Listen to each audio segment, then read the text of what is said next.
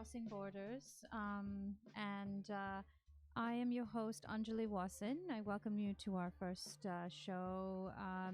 And not to our first show, sorry, I'm a little bit confused for a second, but sorry. I wanted to speak today around issues of immigration, but particularly about the work that we can do around immigration. There seems to be a real movement growing in Connecticut, and I'm very honored to have on the show today Khadija Gurnah, who is an incredibly impressive young woman who has done a lot of work around bringing people together. She's a community organizer, the director of Define American, which she will tell us more about in a few minutes. She's worked on immigration advocacy at Moms Rising. She's worked alongside several governmental departments on a wide range of projects, including bullying prevention, cultural sensitivity, religious accommodations for youth, and the juvenile justice system, which I'm very excited about talking about, bolstering enrollment for Muslims in the Affordable Care Act as well.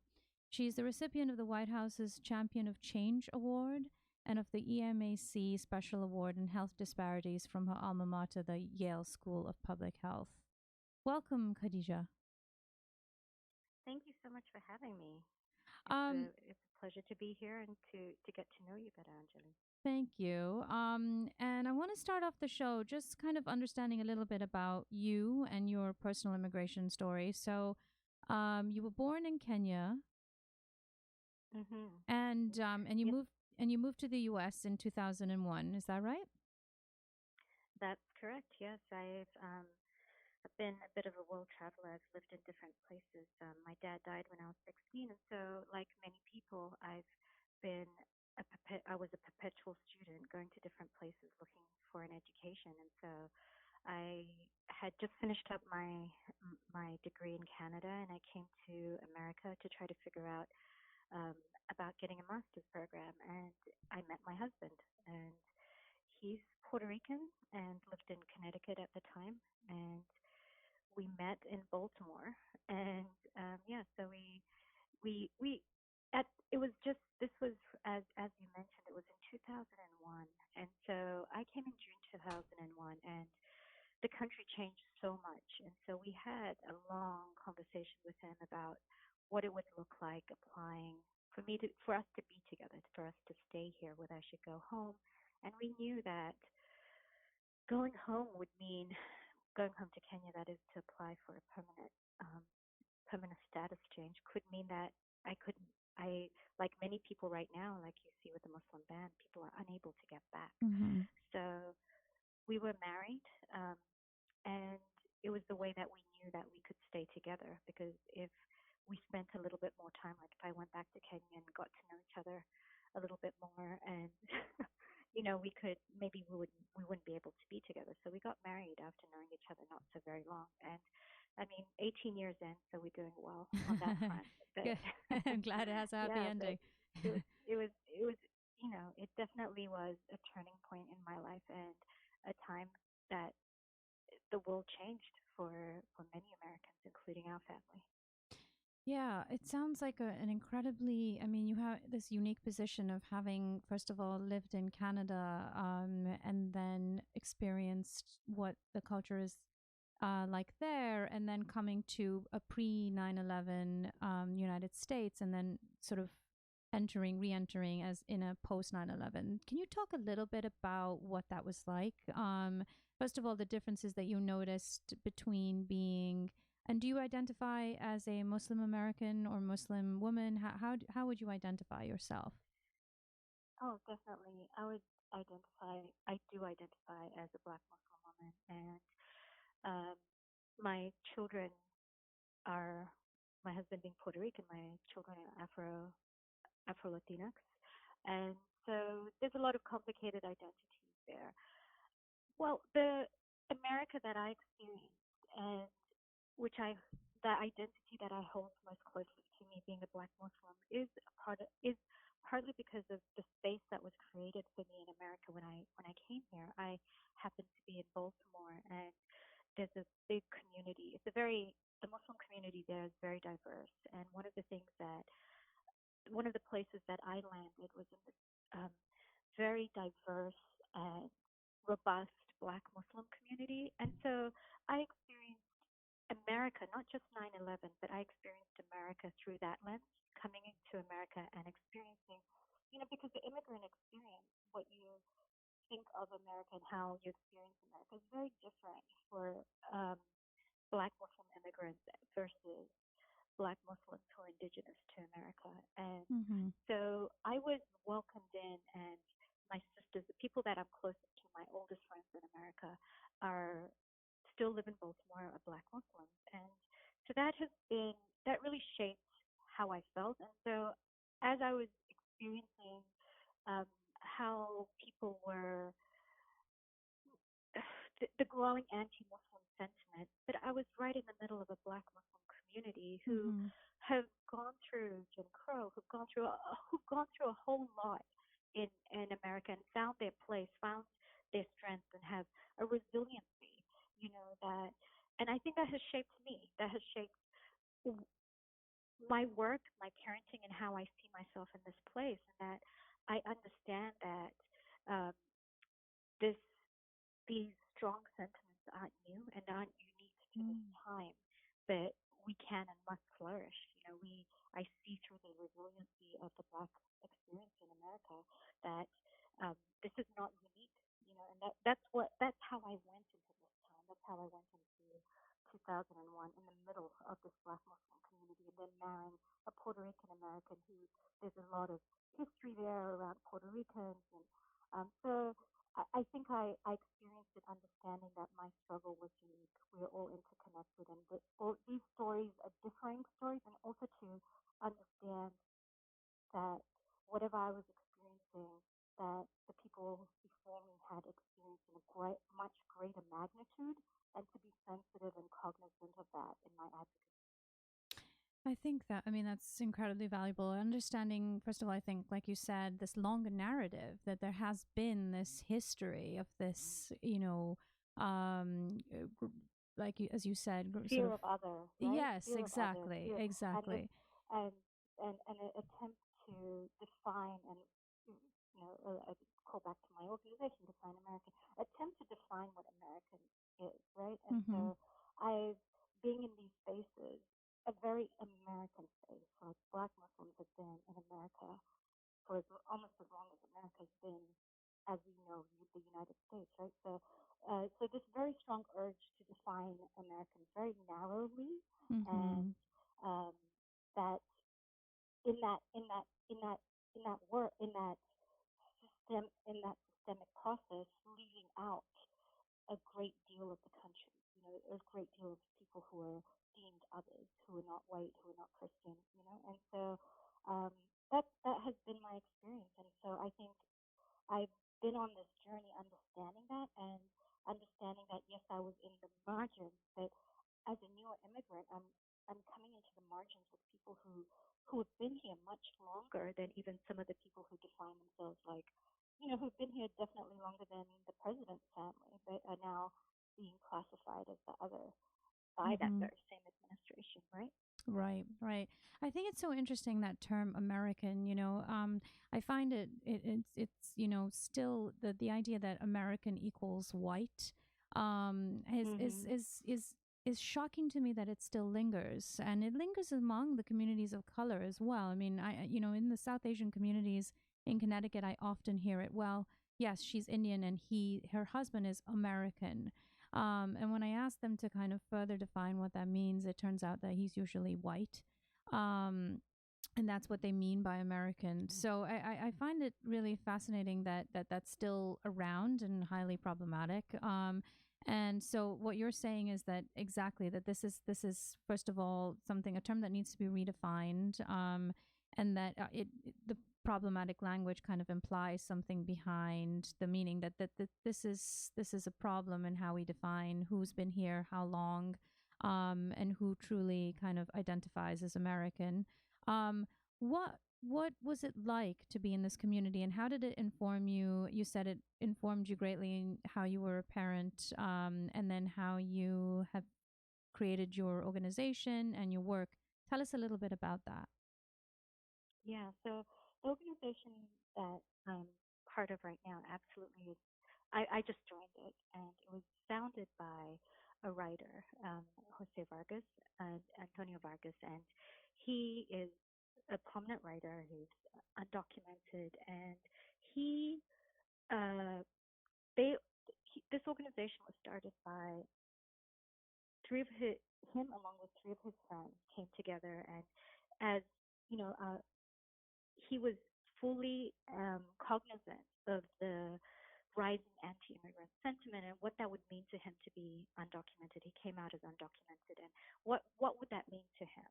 And so this organization was formed at that time when he was coming out to speak to, even no matter where his journey took him, that we have this larger conversation about what it is to be American, and that his story and other stories like his were told. And so this is, I came to this organization very, very recently, but I think I've always been in this space, and it sounds to me like even you have these, like we're in this space, right? Mhm. A lot of Mhm. us are having these questions, having these conversations about these larger cultural narratives, right? And so I'm glad to have found this home at Define American, to be able to do this in my workspace, not just in my mind, like. And so Yeah, I and to recognize coming, that other people are but having you those conversations, that you're not completely alone in them.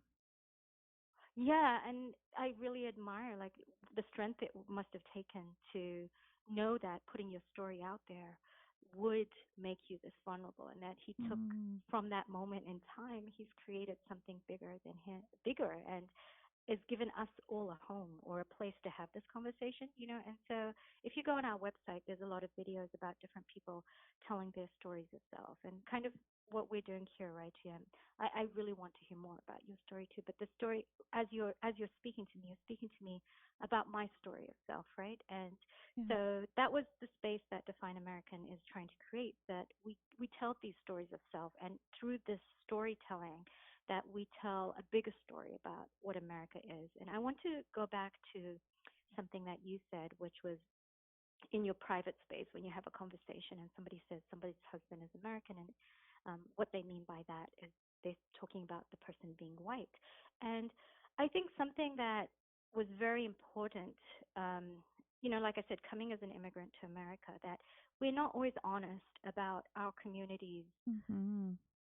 issues around race, class, and we're all products. Most of our like in you're speaking, I think of an Asian community, and I'm from Kenya as are you, that we're products of colonialism. Our cultures Absolutely. and Yes. our homes are a product of colonialism, where it was very purposefully created, where you had people who were fairer would be Mm. the most proximate to the English or whoever was the Mhm. colonial person in charge, whatever colonial power was in our nation, that whoever was the fairest would be most proximate to the ultimate power in our nation. And Mhm. that like in Kenya, the fairer people tended to And be just those to in clarify positions for of our power. listeners, the And fairer you so mean in we terms of come skin and color. this is true of South America, where this is true of Africa, this is true of Asia, that we're products, our nations are products of colonialism. And so we come to America, and we come to America as the other and vulnerable. But have we really unpacked the the systemic racism and the socioeconomic biases that we have in our culture, right? And so when we're engaging with the American system, and we know, oh yeah, there's definite anti-Muslim sentiment in this country, but are we discussing what's happening in the Muslim community? Like, are we truly there for each other?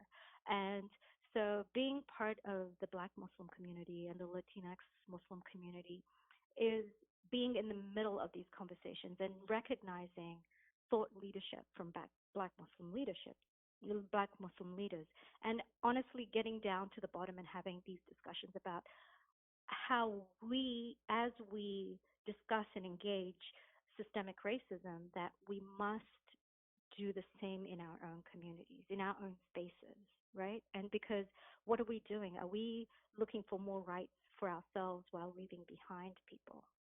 So I think that. that's what it did for me. That's what it did for me coming in, that I was I was put right in the middle of those discussions, and that I was having these discussions as I was having my immigration experience. So I wasn't able to disconnect my rights from anybody else's rights. And so when I'm having discussions about what is right and what I want for my family, that I'm cognizant of not leaving people behind, and that I'm discussing race and discussing justice and discussing injustice that we might be perpetuated by our own communities, right? As I'm raising my Absolutely. children. So I'm Yeah. not just talking about my rights, but I'm talking Mhm. about ensuring that our community is doing right by others as well. I mean, I think you're spot on. I mean, it's we carry the legacy of colonialism. I find myself, carrying my own prejudices, and I also sometimes have to check myself and realize that I am the result of generations of conditioning to believe in the colonial power and to sort of bow down to it in some sort of way. And I think I've intellectually engaged with a lot of that and sort of thought about the colonial legacy in terms of in an intellectual way, but it's often hard for me to translate that, as you said, into a personal space and to make sure that it's not only applicable to me and my reflection and my growth and evolution, but also, as you said, to my families and then to the larger communities. So it's incredibly important, and as you said, it sometimes gets a little sidelined as people kind of make their personal journeys and forget about the larger community that needs to be carried forward as well. um, Tell us a little bit about what your organization does to kind of bring these conversations to the larger community. Absolutely. So one of the things, we're in a cultural moment right now, right? That Yeah. people are having deep conversations about what they're seeing in the news. And in the news, we are seeing people are coming to America seeking safety. Like, we all came on our own different journeys, right? And one of the things I want to deeply engage in, and I want people to think through, is that, and as we're immigrating to this country, there's a lot of conversation about how to get here. And if we do not have an honest conversation about privilege, right? About, as somebody who had a university degree, that it was a lot easier for me to seek opportunities in America than somebody coming from South America fleeing violence, right? And so people come in the ways that are accessible to them. It is not a choice that people are taking their children through South America in these very dangerous journeys, trying to cross rivers, trying to cross the borders. It is not their choice. If they had a choice, they would apply for a visa in their home country and come the same way that I did, right? But this is not a choice. When you're fleeing danger, you do what you need to do to put your children in a safer place. So people Mm-hmm. are coming across the border, and they're seeking safety. They're seeking a better future for their children, as all of us are. All of us who have children want our children to have better than we did, right? And what happens when they come here? They're met with detention centers. They're met with death. They're met with sickness. Um, we've seen that from the news, that there are these detention centers where people don't have children. Children don't have access to showers for days, even weeks. They don't have adequate food, water, clothing. There's overcrowding, there's illness, there's intentional denial of basic amenities such as soap and toothpaste, um, sleeping on hard concrete floors. So this is this is what we see, right? And so part of the work that we're doing is that people see it, and I cannot for a moment believe that this is what the majority of Americans want for our country, that we are meeting visitors in this way. Definitely there are voices in our nation who are less than welcoming. That has always been true. There are definitely voices in our nation that are less than welcoming. But I believe strongly that the majority of our nation does not want this. But the problem is, what do you do about it? And so that's the space that we occupy, that having this conversation about what do we do about it. And part of it is we are a culture change organization, so we do have resources for um, telling these stories, but also equipping people with information on what they can do to change it. And I think one of the biggest things that, not I think, one of the biggest things that we want to do is assure people that they have the power. They have not just the power of narrative, but the power of action. That this is our nation. We have the power. It's easy to feel helpless when you're seeing this and you're seeing that the administration is not doing better, no matter how much that it's not doing better, and it's very adamantly anti-immigrant, right? But our job is to assure people that they do have power, and it starts with knowing that this is your place. Like our immigration advocacy, it is your place. What if what you're seeing is not what you want for our nation, that join us in being a voice. And my job is to provide tools. So if you go to defineamerican.com/petitions, that's a really good place to start, is where we have petitions. And on the petitions, we have a petition right now about closing these camps. And then from there, walk through the different steps that you can take. So I can tell you that one of the most powerful tools we have for change in this country is having a larger national conversation about who we want to be as a nation, right? And that only happens if the, our voices are louder than the voices who allow this kind of thing, right? If we are standing up and we are saying a firm no to this, there's no way that our elected officials can ignore that. They're able to do whatever they're doing right now because they do not have majority pushback. Elected officials are elected. They could not persist in enabling this if they knew with certainty that their inaction or their action would cause them to be elected, to lose their jobs, that they would not have another term. So if we are sending the people who have decision making power, all elected officials, or um, respond to elected officials. So if we're sending a very clear message that this cannot continue, that we will have your jobs if this continues, and that you need to stop, it will stop. It's those signs you always see in the New York City subway where it says see if you see something, say something. Which has led to countless horrifying personal incidents where people have approached us if we're using our cell phone on the train, and asked us why we're using our cell phone on the train. And then we've had my husband and I, we're both South Asian, um have really been accosted several times because people really have internalized that whole see if you see something, say something. And the idea being that Mm. we've become a vigilante community, kind of monitoring each other, and everybody's a potential threat and terrorist and all those kinds of things. And I really like what you're saying. It's the idea of reappropriating that. If you see something, say something. And we're seeing something horrifying and alarming and incredibly scary for what it says about the future of where this country's headed. So say something. Do you think we're at a crisis point? I mean, you said this is an interesting cultural moment and that we're watching this huge immigration fiasco kind of unfold in front of us. Do you think we are at a crisis point? I want to be clear. I want to start this off by saying that this is a manufactured crisis, that migration patterns are very normal. You know, that across the world, there's always been tensions and wars, and so migration is a very normal thing. You'll see that in the makeup of our country, that it's made up of,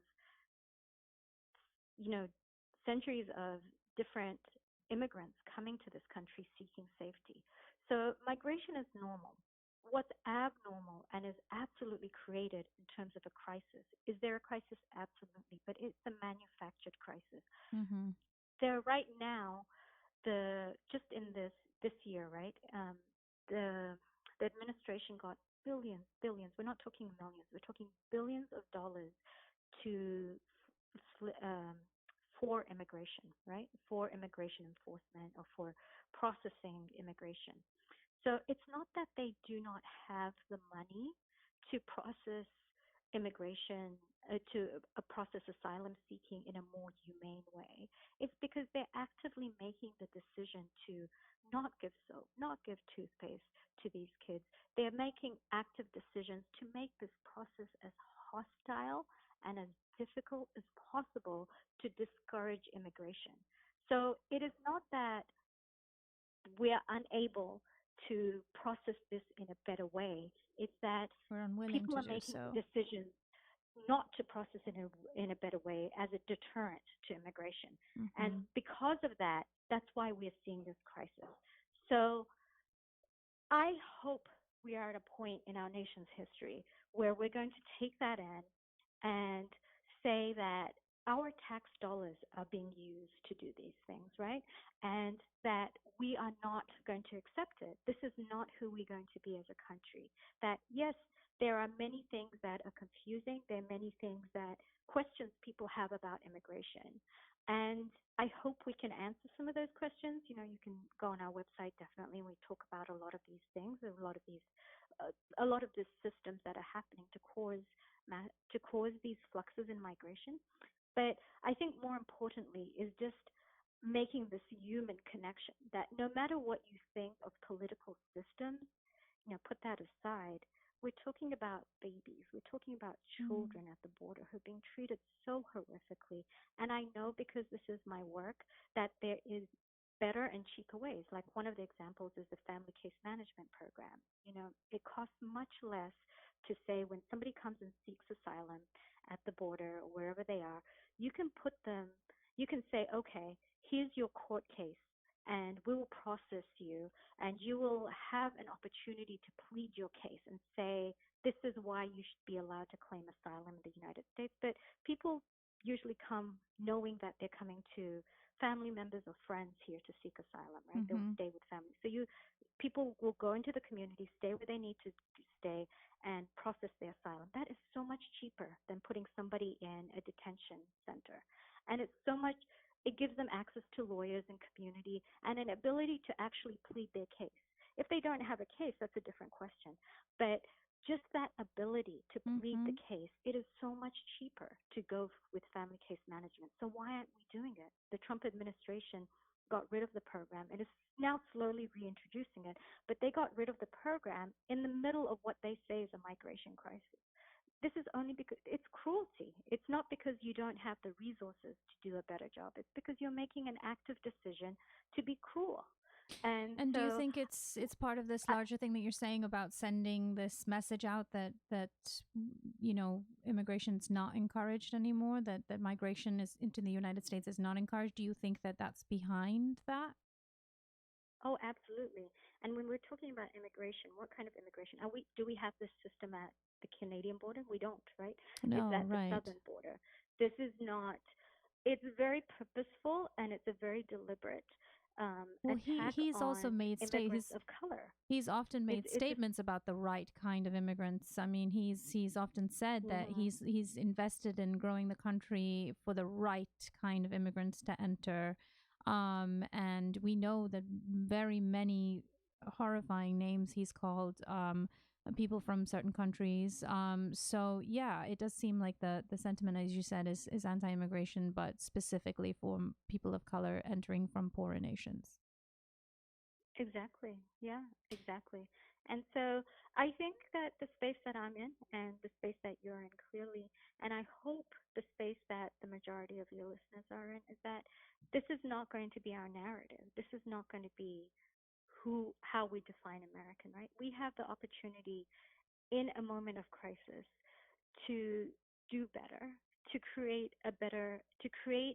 a nation that more accurately reflects who we aspire to be, not the worst of us, but who we Mm. aspire to be as a nation, right? And we have a history of knowing what struggle looks like and seeing the other end of the struggle. You can look at the civil rights movement where we had such horrible incidences happening, but you had such great resilience.